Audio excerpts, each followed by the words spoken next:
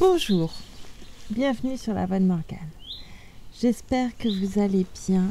Alors, on pourrait croire que je suis en tenue de camouflage, mais non, ce n'est pas le cas. Pardon. J'espère que vous allez bien. Est-ce que je voulais demander? Moi, je suis pas du tout bien installée là. Attendez. Je crois qu'il n'a pas envie que je me mette contre lui, cet arbre. Attendez. Là, c'est mieux. Là, je suis pas mal. Voilà, j'aurais pu m'occuper de ça avant, on est d'accord. Mais bon, qu'est-ce que vous voulez? Vous commencez à me connaître. Ah, mais... il y a toute une colonie de fourmis. Je vais pas trop les déranger non plus. Voilà, je reprends la lecture de l'Odyssée d'Homère. Je vous remercie beaucoup pour votre écoute et je vous dis à tout à l'heure. Voilà, j'espère que vous allez profiter des petits oiseaux. C'est tout. Et je vais arrêter de frotter mon jean. Le retour de Télémaque, chant 15. Mais aux plaines de Sparte, Athéna s'en venait trouver le noble fils de son grand cœur d'Ulysse, lui parler du retour et hâter son départ. Télémaque et le fin Nestoride étaient là, reposant dans l'entrée du noble Ménélas. Le tranquille sommeil pesait sur Pisistrate. Mais contre sa douceur, Télémaque luttait. Soucieux de son père, en cette nuit divine, il restait éveillé quand la Vierge aux yeux pères, debout à son chevet. « Télémaque, il suffit, c'est assez d'aventures si loin de ton logis. Tu laisses ton avoir, tu laisses ta maison aux mains de tels bandits, ils vont tout te manger, se partager tes biens tandis que tu perdras ton temps à ce voyage. Va-t'en donc au plus vite demander à ce bon crieur de Ménélas qu'il te remette en route, si tu veux en rentrant retrouver au foyer ton éminente mère. Car voici que son père et ses frères la pressent d'épouser Eurymaque. De tous les prétendants, ses dons l'ont fait vainqueur. Chaque jour il augmente encore la somme offerte. Prends garde. À ton insu, si quelqu'un de tes biens sortait de ton logis. Tu sais le cœur des femmes, c'est toujours la maison de leur nouveau mari qu'elles veulent servir. Leur fils d'un premier lit, l'époux de leur jeunesse ne compte plus pour elles. Il est mort, c'est l'oubli.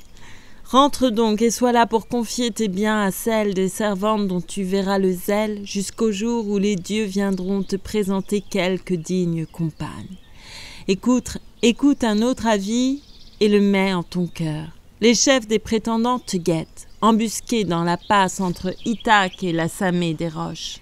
Ils veulent te tuer avant que tu revoies le pays de tes pères. Mais ne crains rien, je veille. Auparavant, la terre en recevra plus d'un, des seigneurs prétendants qui dévorent tes vivres. Écarte donc des îles ton solide croiseur, vogue toute la nuit. Celui des immortels qui veille à ta défense t'enverra pour rentrer une brise d'arrière. En approchant d'Ithaque, aborde au premier cap, puis renvoie ton navire et tes gens à la ville. Mais toi, monte d'abord retrouver le porcher qui veille sur tes ports et te garde en son cœur. Passe la nuit chez lui et le dépêche en ville pour avertir ta mère, la sage Pénélope, que tu rentres en vie, sain et sauf de Pylos. La déesse, à ces mots, disparut, regagnant les sommets de l'Olympe. Mais le fils du divin Ulysse, Télémaque, tira le Nestoride des douceurs du sommeil en le poussant du pied et lui disant ces mots. « Pisistrate, debout! Allons, fils de Nestor, amène les chevaux aux sabots non fendus. Attelle au char et mettons-nous en route. » Mais le fils de Nestor, Pisistrate, lui dit « Quel moyen, Télémaque, de lancer les chevaux en cette nuit profonde, si pressés que tous deux nous soyons de partir?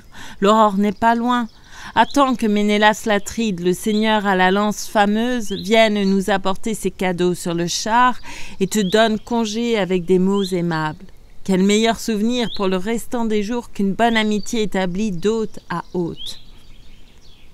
À peine avait-il dit que l'aurore montait sur son trône doré, et voici que le bon crieur de Ménélas, ayant quitté le lit d'Hélène aux beaux cheveux, s'en venait les rejoindre. Dès que le fils d'Ulysse eut aperçu le roi, il vêtit à la hâte sa robe reluisante, jeta sa grande écharpe sur ses fortes épaules et, sortant dans la cour, vint à lui pour lui dire « Télémaque, le fils de ce divin Ulysse. » Ménélas, fils d'Atrée, le nourrisson de Zeus, le meneur des guerriers, renvoie-moi, il est temps, au pays de mes pères. Mon cœur n'a plus qu'un vœu, c'est de rentrer chez moi. Ce bon crieur de Ménélas lui répondit « Puisque tu veux partir, ce n'est pas moi qui vais te retenir ici plus longtemps, Télémaque. Je blâme également dans l'hôte qui reçoit l'excès d'empressement et l'excès de froideur. J'aime avant tout la règle et trouve aussi mauvais de renvoyer un hôte quand il veut demeurer que de le retenir quand il veut s'échapper. À l'hôte, que doit-on? Bon accueil s'il demeure, congé s'il veut partir. Laisse-moi seulement le temps de t'apporter mes cadeaux sur le char. Je veux que tu les vois, que tes yeux les admirent, et je vais dire aux femmes qu'on nous serve un repas tiré de la réserve. Mon honneur, mon renom, vos aises m'interdisent de vous lancer à jeun de par le vaste monde. Veux-tu courir les lattes, séjourner en Argos? Je vais t'accompagner. Je prendrai mes chevaux et je serai ton guide. De ville en ville alors, tu verras devant nous s'ouvrir les portes, affluer au départ les cadeaux, les chaudrons, les beaux trépieds de bronze, les paires de mulets et les coupes en or. Posément, Télémaque le regarda et dit « Ménélas, fils d'Atrée, le nourrisson de Zeus, le meneur des guerriers, je veux rentrer tout droit chez nous. En m'en allant, je n'ai laissé personne pour veiller sur mes biens, à chercher trop longtemps. Ce père égal aux dieux, je risquerais ma perte ou celle d'un objet de prix dans mon manoir. » Il disait, mais le bon crieur de Ménélas eut à peine entendu qu'il donnait l'ordre à son épouse et ses servantes de servir un repas tiré de la réserve. Survint Éthéonéus, le fils de Boéthos, qui sortait de son lit. Il habitait tout près. Le bon crieur de Ménélas lui commanda de rallumer le feu et de cuire les viandes. Aussitôt commandé, le fils de Boéthos s'empressa d'obéir. Puis l'Atride, au trésor embaumé, descendit. Sans le quitter, sa femme et son fils le suivaient. Lui-même, il s'en alla au dépôt des bijoux et prit la double coupe.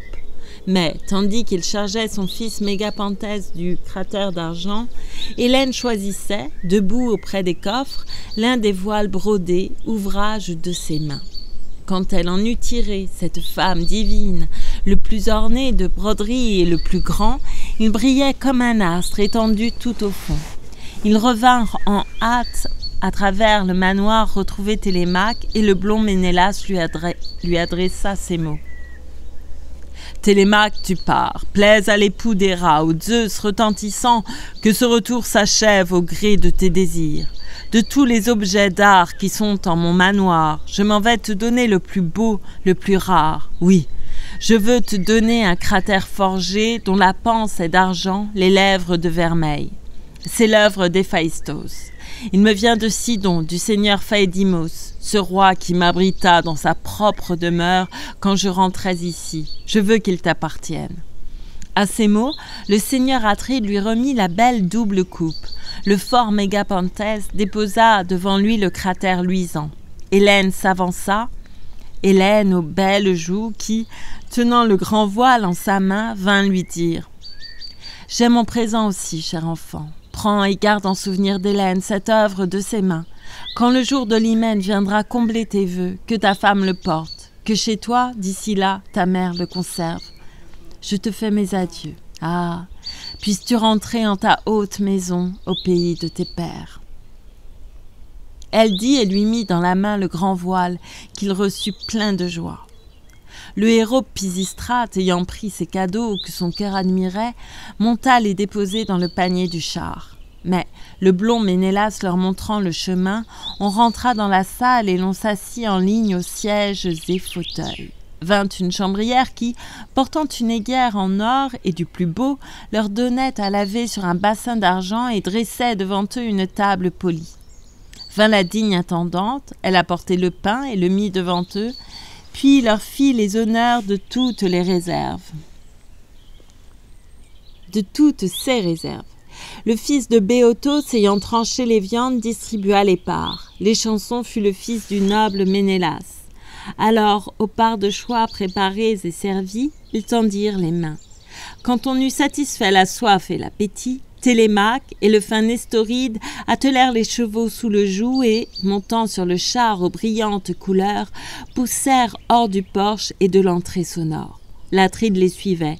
Il tenait en sa droite pour le coup de l'adieu sa coupe d'or remplie d'un vin au goût de miel, et ce blond Ménélas, debout près des chevaux, dit en tendant la coupe: « Jeunes gens, tous mes vœux pour vous et pour Nestor. En ce pasteur du peuple, j'eus toujours un bon père, tant qu'au pays de Troie, les fils de l'Achaïe ont mené la bataille. » Posément, Télémaque le regarda et dit: « Tout ce que tu nous dis, ô nourrisson de Zeus, sois bien sûr qu'à Nestor, nous le répéterons aussitôt arrivé.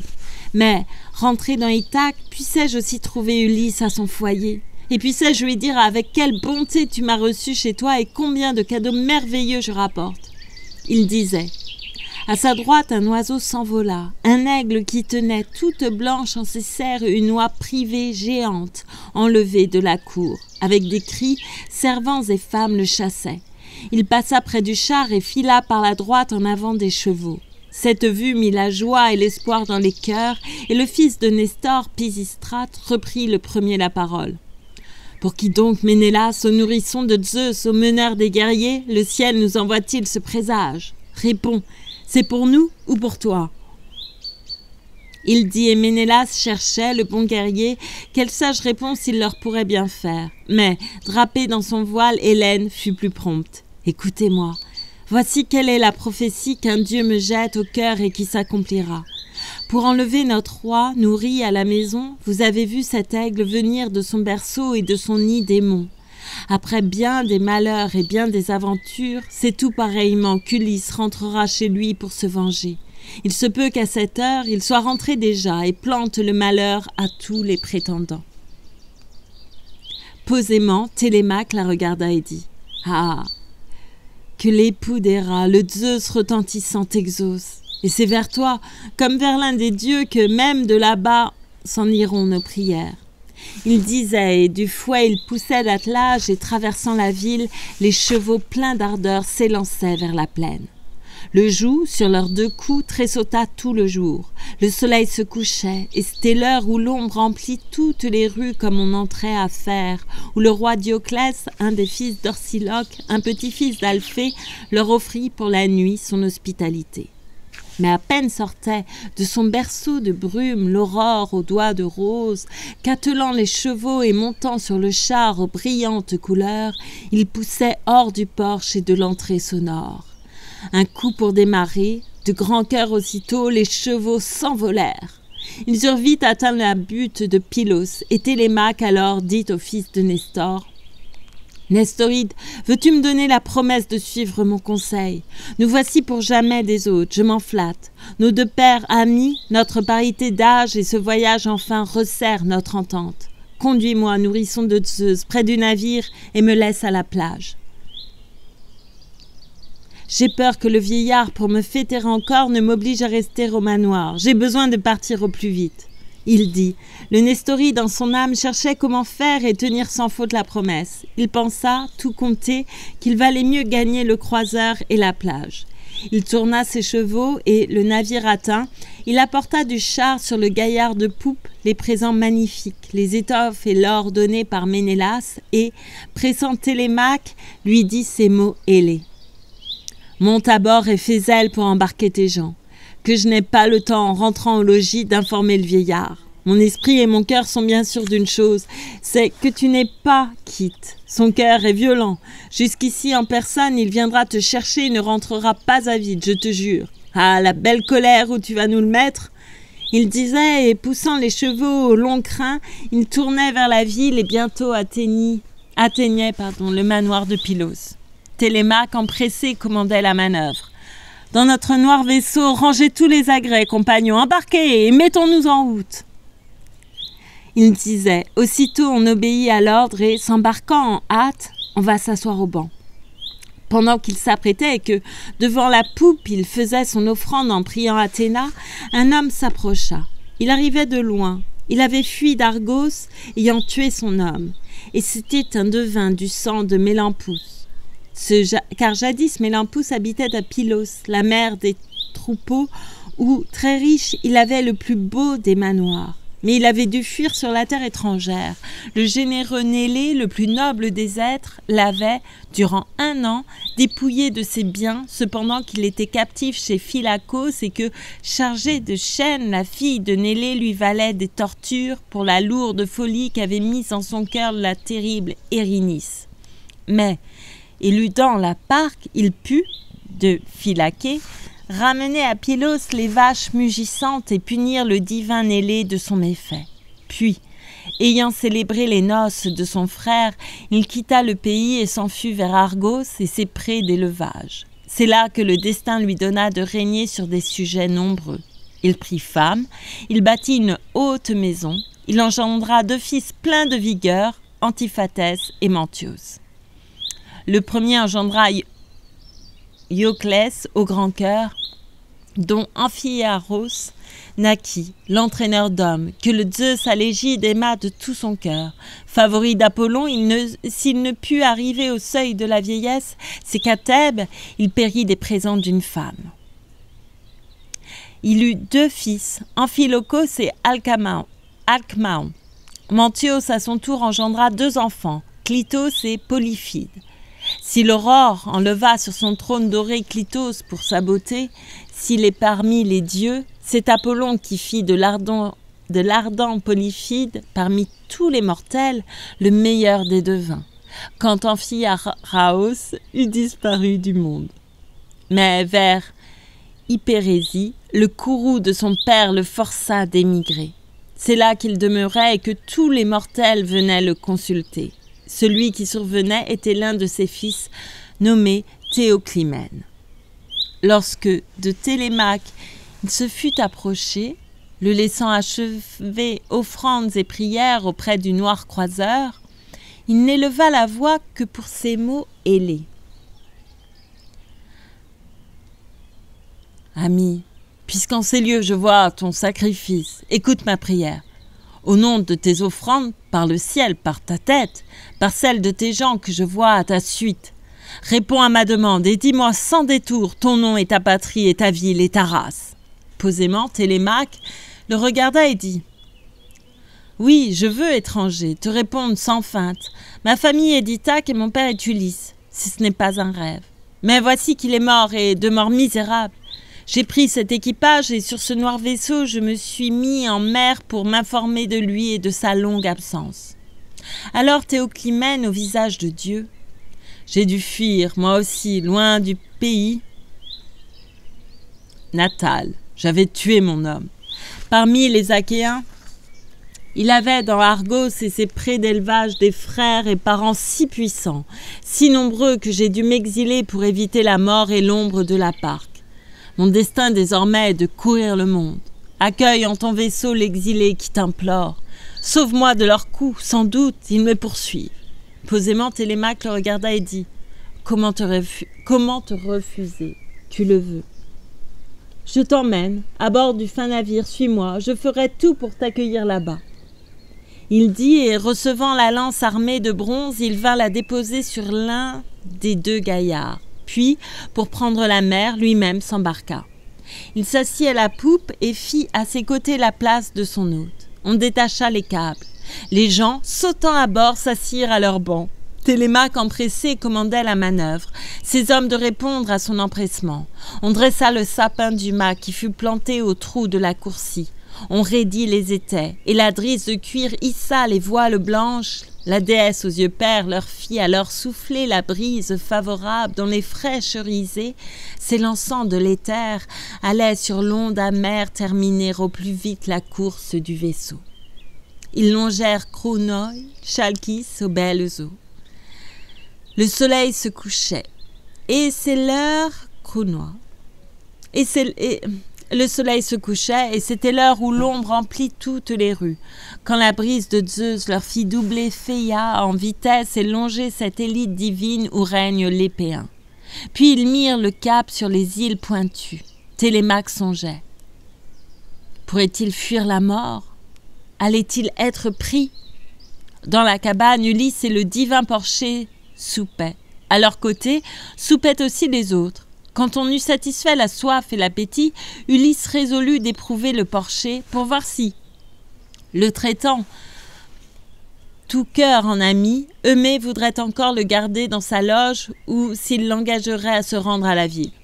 Écoutez tous, Eumée, et vous, ses compagnons, je voudrais vous quitter dès l'aube et m'en aller mendier à la ville, sans rester plus longtemps à ta charge, à la vôtre.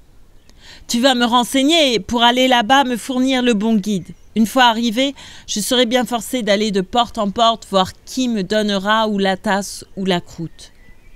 Mais si je puis entrer chez le divin Ulysse, j'irai mettre au courant la sage Pénélope ou, restant parmi ces bandits de prétendants, j'aurai bien à dîner puisqu'ils font si grand cher.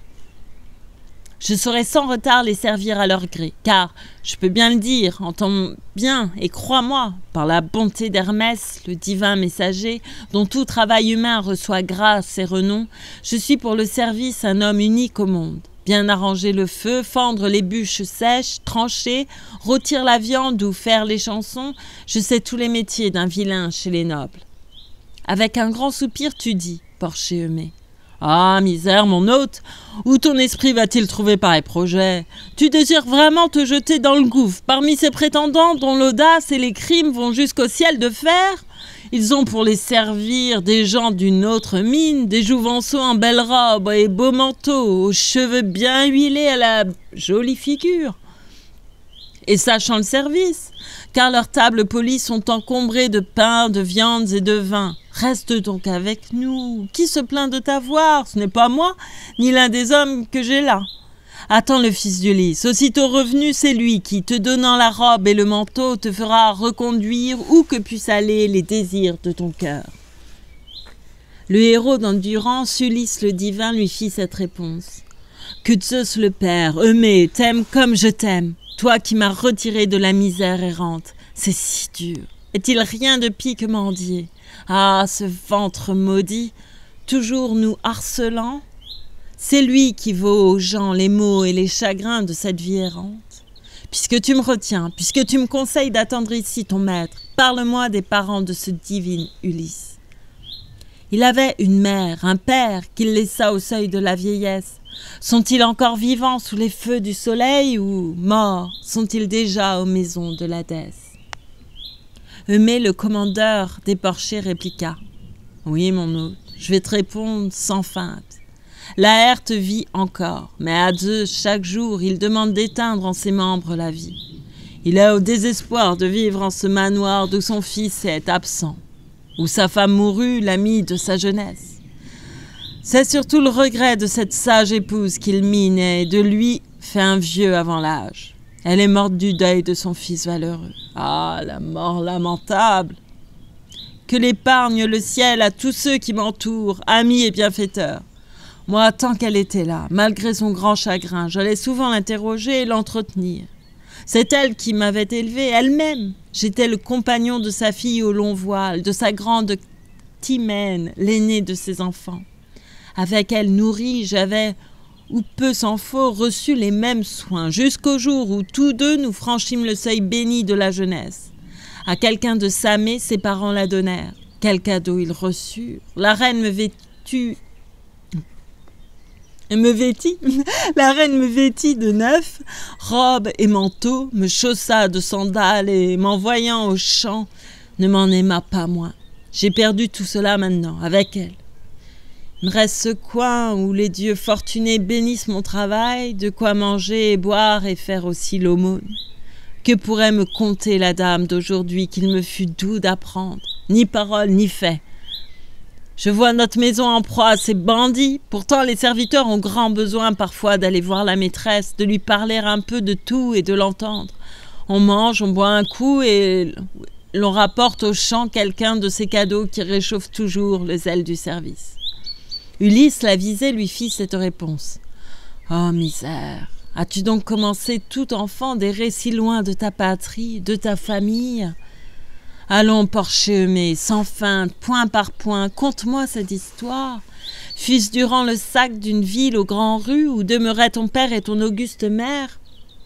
Fus-ce à garder tout seul les moutons et les bœufs qu'un parti d'ennemis te prit sur ses vaisseaux et vint te vendre ici, au logis de cet homme qui donna le bon prix? Eumée, le commandeur des porchers, répliqua. « Puisque tu veux savoir, mon hôte, et m'interroges, à ton tour fais silence, prends ton temps, reste assis et bois un coup de vin. Voici les nuits sans fin qui laissent du loisir pour le sommeil et pour le plaisir des histoires. Avant l'heure, vaut mieux ne pas se mettre au lit. C'est fatigant aussi de dormir trop longtemps. Vous autres, si le cœur vous en dit, bon courage, allez dormir ailleurs. Dès que l'aube poindra, déjeunez, rassemblez les truies et suivez-les. Dans la loge, nous deux buvons et banquetons. Et, pour nous divertir, échangeons maux et peines. À distance, les mots divertissent leur homme quand on a tant souffert et si loin voyagé. Écoute, toi qui veux savoir et m'interroge. On appelle Syros. Connais-tu ce nom-là? Une île qui se trouve au-dessus d'Ortigie, du côté du couchant. Ce n'est pas très peuplé, mais c'est un bon pays. Des vaches, des moutons, du vin en abondance, du grain en quantité.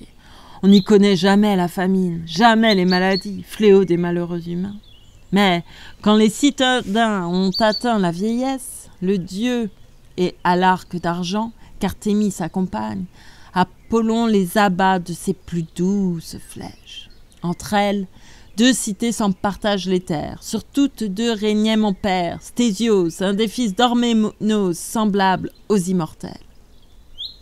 On y vit arriver des gens de Phénicie, de ces marins rapaces qui, dans leurs noirs vaisseaux, ont 1000 camelotes. Or, une Phénicienne, artiste en beaux ouvrages, était à la maison. La grande et belle fille que ces routiers de Phéniciens nous débauchèrent. Un jour donc, au la voir, elle s'abandonna sous le flanc du vaisseau. Ah, le lit et l'amour. Voilà qui pervertit les pauvres cœurs de femmes, même les plus honnêtes. Il lui demande après son nom et sa patrie. Elle indique aussitôt le haut toit de mon père. Mais je suis de Sidon, le grand marché du bronze, du très riche Aribas. J'ai l'honneur d'être fille. Quand je rentrais des champs, des marins de Taphos, des pirates, mon prix est vendu en ces lieux au logis de cet homme qui donna le bon prix. L'autre qui l'avait eu en secret lui répond.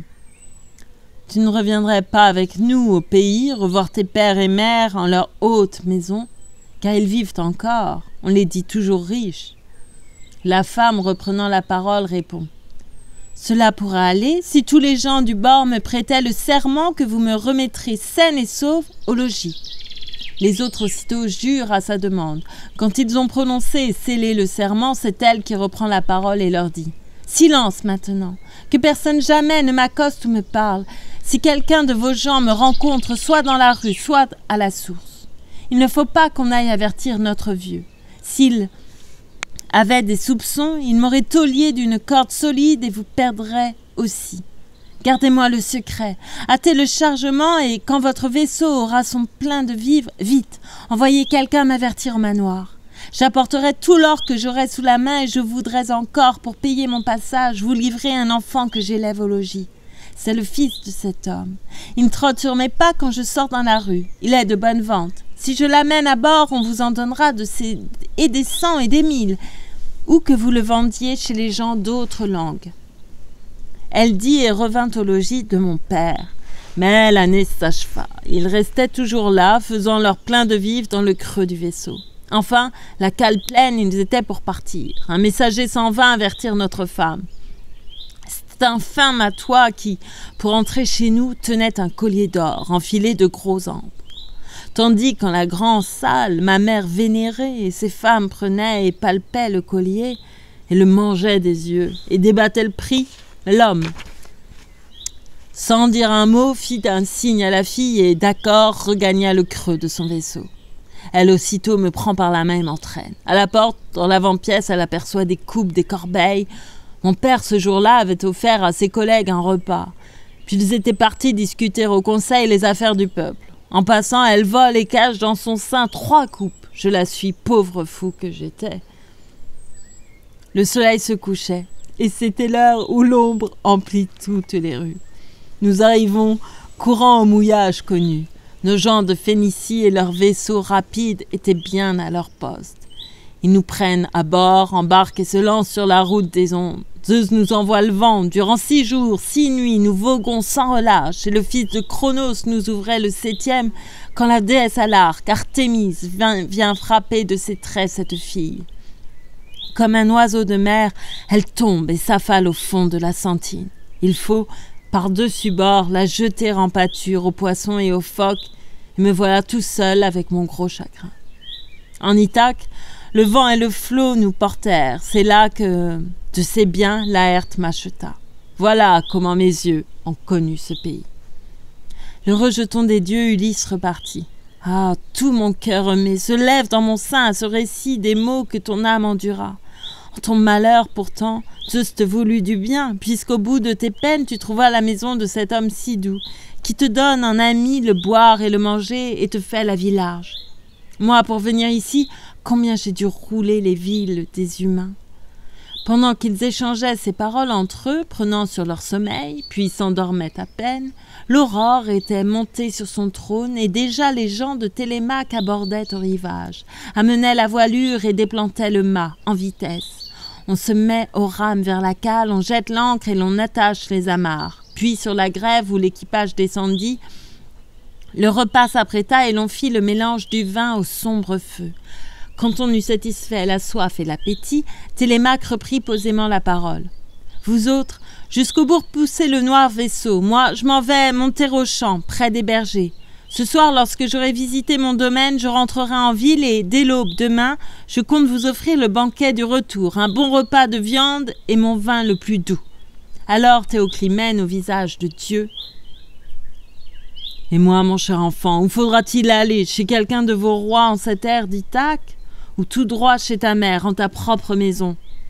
Posément, Télémaque le regarda et dit « En tout autre moment, c'est moi qui te dirais de t'en aller chez nous. Je ne lésigne pas sur l'hospitalité.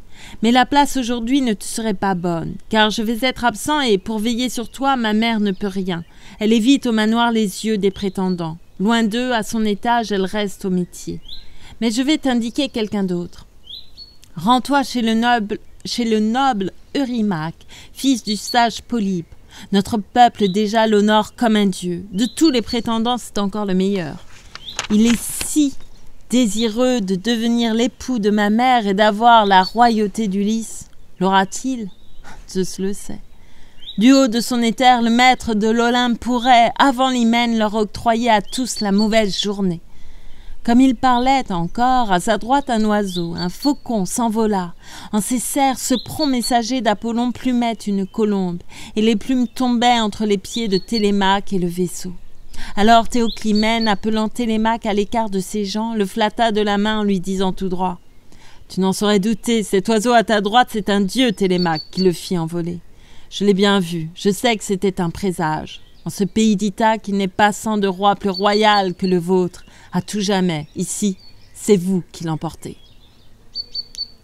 Posément, Télémaque le regarda et dit « Si les dieux, ô mon hôte, accomplissaient tes dires, tu trouverais chez moi une amitié si prompte et des dons si nombreux que tous, en te voyant, chanteraient ton bonheur. » Et se tournant vers son fidèle Piraeus, « Piraeus le Clitide, aucun des gens qui m'ont suivi jusqu'à Pylos ne m'est aussi soumis que toi en toutes choses. Aujourd'hui, prends cet hôte et le conduis chez toi. Donne-lui tous tes soins et, jusqu'à mon retour, fais-le-moi respecter. » Le bon piquet de Piraeus lui répondit « Reste au champ tout le temps que tu veux, Télémaque, je prendrai soin de lui. Rien ne lui manquera de ce qu'on doit aux hôtes. » Il dit, et remontant à bord, il ordonna l'ordre à ses gens d'embarquer et de larguer l'amarre.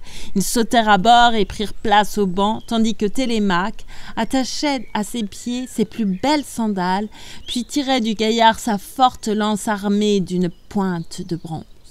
Les amarres larguées, l'équipage obéit à l'ordre de ce fils du divin Ulysse, Télémaque, et reprit en ramant le chemin de la ville. Mais déjà Télémaque, à grands pas, se hâtait vers l'enclos que les porcs remplissaient par milliers et vers le campement de ce noble porcher, si fidèle à ses maîtres.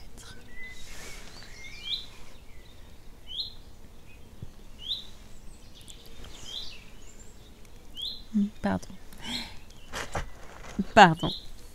Et voilà, je vais arrêter cette lecture ici, c'est la fin du chant 15. Je vous remercie beaucoup, beaucoup pour votre écoute. J'espère que c'était agréable. Voilà, tout simplement. Je suis un peu au paradis, j'ai l'impression. Pour moi, en tout cas. Pas pour tout le monde. Je crois que c'est pas le paradis pour tout le monde, mais pour moi, ça l'est. Voilà, je vous remercie.